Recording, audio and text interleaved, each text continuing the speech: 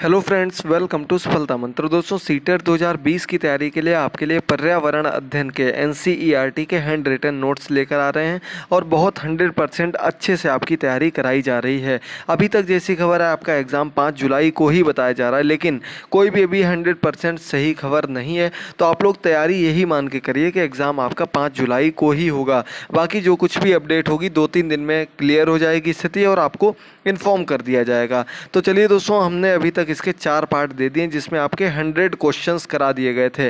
सभी का लिंक नीचे दिया गया है। इसके अलावा संस्कृत की अन्य सब्जेक्ट की क्लासेस भी आपके सीटेट की तैयारी के लिए लेकर आते रहे हैं। तो चलिए आगे बढ़ते हैं। आज हम लोग देखेंगे क्वेश्चन नंबर 101 से आगे के 25 क्वेश्चन। सिर्फ वही क्वेश्चन पढ़िए जो आपके एग्जाम में पूछे जा सकते हैं। तो अगला क्वेश्चन है बाघ से संबंधित। क्या दिया गया? बाघ अंधेरे में हमसे 6 गुना बेहतर देख सकता है। यानी कि बाघ की देखने की क्षमता जो होती है बहुत अच्छी होती है। वो अंधेरे में हमसे 6 गुना बेहतर देख सकता है, जहां हम लोग कुछ नहीं देख सकते हैं। समझ लीजिए आप लोग। शिकार की सही सही स्थिति और हवा में हुए कंपन को बाघ मूंछों के द्वारा भांप लेते हैं। यानी कि मूंछों के द्वारा, मूंछें जो होती हैं इनसे इनको जो शिकार कहाँ पर है उसकी स्थिति और उसमें हवा में जो कंपन होता है उसके माध्यम से जान लेते हैं। बाघों के अपने इलाके होते हैं और एक दूसरे के इलाके को मूत्र की गंध के द्वारा पहचानते हैं। तो मूत्र की गंध से ये अपने इलाके को पहचानते हैं। जैसा कि अभी हमने आपको कुत्ते में बताया था उस दिन, वो भी मलमूत्र की गंध से पहचान लेते हैं कि उनके एरिया में कौन आया। बाघ की गुर्राहट की आवाज़ 3 किलोमीटर तक सुनाई देती है। जब दहाड़ते हैं बाघ, गुर्राते हैं जब, तो उसकी आवाज़ 3 किलोमीटर तक सुनाई देती है। अगला क्वेश्चन नंबर 2 है। देखिए जल्दी से क्या दिया गया।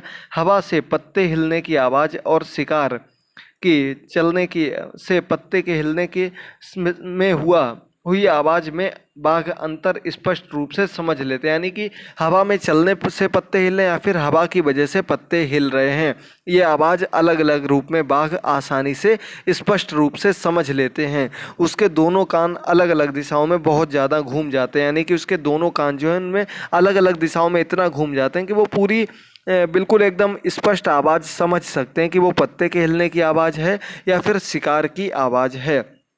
अगला क्वेश्चन नंबर 103 है। घाना पक्षी विहार कहाँ पर है? भरतपुर, यानी कि राजस्थान में है। घाना पक्षी विहार बहुत ही इंपॉर्टेंट है। 1 नंबर आपका पक्षी विहार से जरूर पूछा जाता है।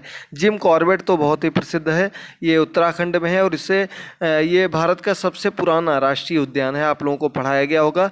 हेली नेशनल पार्क के नाम से जाना जाता है। उत्तराखंड के नैनीताल में स्थित है जिम कॉर्बेट नेशनल पार्क, जिसका कि बाद में नाम रखा गया। नैनीताल में स्थित है, याद रखिएगा। 104 नंबर क्वेश्चन कंप्लीट हुआ। अगला क्वेश्चन है। राजस्थान के कालबेलिया समुदाय को लोग सांप पालते हैं और कालबेलिया नृत्य भी करते हैं। कालबेलिया समुदाय एक प्रकार से कह सकते हैं हम लोग जनजाति के लोग हैं और ये कहाँ रहते हैं? राजस्थान में रहते हैं और ये कालबेलिया नृत्य करते हैं। अगला क्वेश्चन भी देखिए इसी से संबंधित है। क्या दिया गया? 106 नंबर क्वेश्चन। सपेरे सांप से डंक के निशान से जान जाते हैं कि किस सांप ने काटा है। सांप का जो डंक होता है, काटने का जो निशान पड़ जाता है, उसी से ये लोग जान लेते हैं कि ये किस सांप ने काटा है। अधिकतर सांप जहरीले नहीं होते हैं। कैसे होते हैं? ज़्यादातर जो सांप होते हैं जहरीले नहीं होते हैं। अगला क्वेश्चन। कालबेलिया समुदाय के लोग अपनी बेटियों को सांप को की शादी में सांप तोहफे में देते हैं। कालबेलिया समुदाय जो अभी आपको बताया था ऊपर, सांप पालते हैं और इनकी जो बेटियों की शादी होती है उसमें लोग सांप गिफ्ट में देते हैं, तोहफे में देते हैं। याद रखिएगा। कालबेलिया समुदाय कहाँ का भी हमने आपको बताया था? राजस्थान का बताया था। याद रखना है आपको, एक एक पॉइंट जो बताते चल रहे हैं। अगला पॉइंट 109 नंबर पॉइंट क्या दिया गया है। सांप किसानों के मित्र हैं क्योंकि वे खेत में चूहे को खाकर फसल की रक्षा करते हैं। सांप क्या होते हैं? सांप हो गए, केचुआ हो गए, ये किसानों के मित्र माने जाते हैं।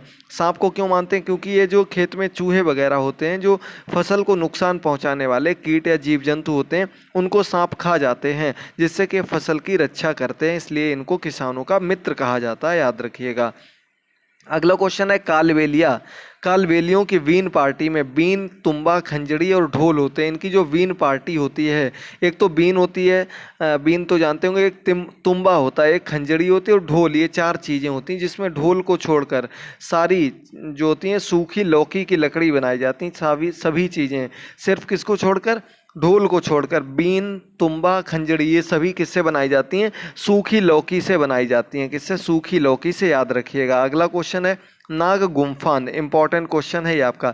एक विशेष चित्रकला अर्थात डिजाइन है जो कि सौराष्ट्र, गुजरात, दक्षिण भारत में रंगोली, कढ़ाई और दीवारों पर सजाने के लिए बनाई जाती चित्रकला है। कहाँ की प्रसिद्ध है? सौराष्ट्र में, गुजरात में और दक्षिण भारत के क्षेत्र में। मोस्टली आपको गुजरात ज़्यादा याद रखना, यही पूछा जाएगा। नाग गुम्फान किस राज्य की प्रसिद्ध चित्रकला है? तो ये आपके मुख्य रूप से गुजरात की प्रसिद्ध चित्रकला जो कि दीवारों पर रंगोली और कढ़ाई में प्रयोग की जाती, नाग गुम्फान इसका नाम है, याद रखिएगा। अगला 112 नंबर क्वेश्चन है, क्या दिया गया?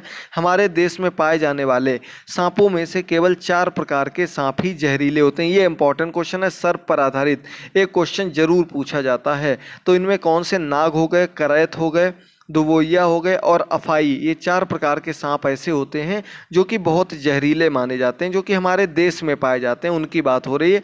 नाग, करैत, दुबोइया और अफाई, ये आपके NCERT की बुक्स के अनुसार दिया गया 4 प्रकार के सांप जहरीले पाए जाते हैं भारत में।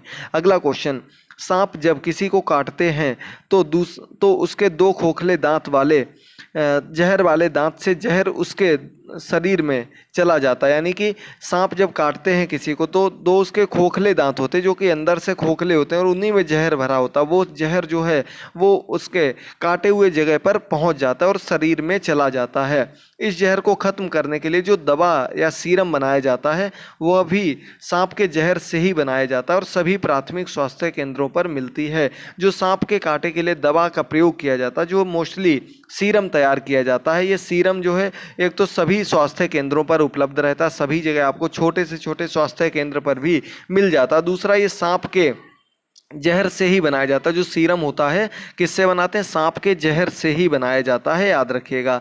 अगला क्वेश्चन, ये ज़्यादा इंपॉर्टेंट नहीं है, देख लीजिएगा फिर भी। माता पिता के रक्त वर्ग के आधार पर संतानों के रक्त वर्ग का निर्धारण। अगर माता पिता दोनों का O है तो 100% संतान का भी O होगा।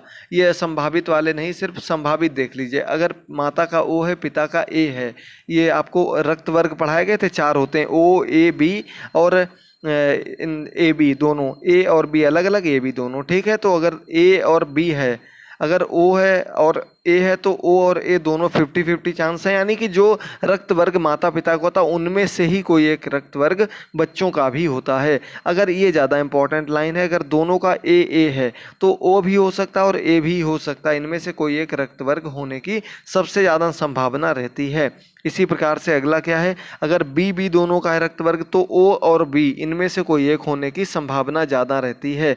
अगर O और AB है तो A या B में से कोई एक होने की संभावना रहती है, 50% चांसेस रहते हैं। A और AB है तो A, B और AB में से कोई भी एक हो सकती है। इसी प्रकार से B और AB है तो A, B, AB, इस प्रकार से इनमें से कोई एक हो सकता है। अगला AB है अगर दोनों में तो A, B और AB इन तीनों में से कोई भी एक रक्त वर्ग हो सकता है, याद रखिएगा। अगला A और B है तो A, B, AB, O इनमें से कोई भी एक होने की संभावना है अगर दोनों का अलग अलग रक्त वर्ग A और B है। ये ज़्यादा महत्वपूर्ण है, ये आप लोगों को याद रखना है, ठीक है। चलिए बढ़ते हैं 115 नंबर क्वेश्चन पर। डेली आपके लिए 25 क्वेश्चंस कराए जा रहे हैं और पूरी अच्छे से तैयारी करा रहे हैं ताकि आपका कोई भी टॉपिक मिस ना हो और अच्छे से प्रत्येक चीज़ क्लियर करते रहें। साथ ही साथ दोस्तों, अगर आपने पुरानी क्लासेस ना देखी हो तो सीटेट रिवीजन नाम से एक प्लेलिस्ट बनी है। इसके अलावा सीटेट के 1000 प्रश्नों की पेडोलॉजी की सीरीज भी आ चुकी है। इन सभी के लिंक आपको नीचे डिस्क्रिप्शन बॉक्स में दिए गए, कमेंट बॉक्स में दिए गए हैं। वहाँ पर जाकर उन क्लासेस को जरूर अच्छे से देखकर अपनी पूरी तैयारी करते रहिएगा। एग्ज़ाम चाहे जब हो, आपको तैयारी अपनी पूरी 100% रखनी है क्योंकि आपको 110 अंक कम से कम लेकर आने हैं। अगला पॉइंट, खेल के दौरान बीच बीच में ग्लूकोज पीने से हमारे शरीर को शुगर के रूप में तत्काल ऊर्जा मिल जाती है। यानी कि ग्लूकोज जब खेल के बीच में पी लिया जाता है उससे एनर्जी मिल जाती है और ये एनर्जी कैसी होती है? तत्काल एनर्जी होती है शुगर के रूप में, जो कि हमें खेलने के लिए या किसी भी काम के लिए एकदम तुरंत इंस्टेंट ऊर्जा प्रदान करते हैं। अगला पॉइंट, खाना को पचाने के लिए हमारा पेट खाने को खूब हिलाता डुलाता है, लेकिन जब हम दुखी या परेशान होते हैं तो खाना ठीक से नहीं पचता है। आपने देखा होगा जब कहीं जाना हो या थोड़ा जब कोई टेंशन में होते हैं तब खाने का मन नहीं नहीं करता। क्यों नहीं करता? क्योंकि उस समय खाना पचाने की क्षमता शरीर के अंदर नहीं बचती है। और खाना पकाने के लिए पेट कैसा होता है, खाने को खूब हिलाता डुलाता है, और जब टेंशन होती है उस समय ये काम नहीं हो पाता, जिसकी वजह से खाना ठीक ढंग से नहीं चलता है मुंह में। अगला पॉइंट, काला हांडी।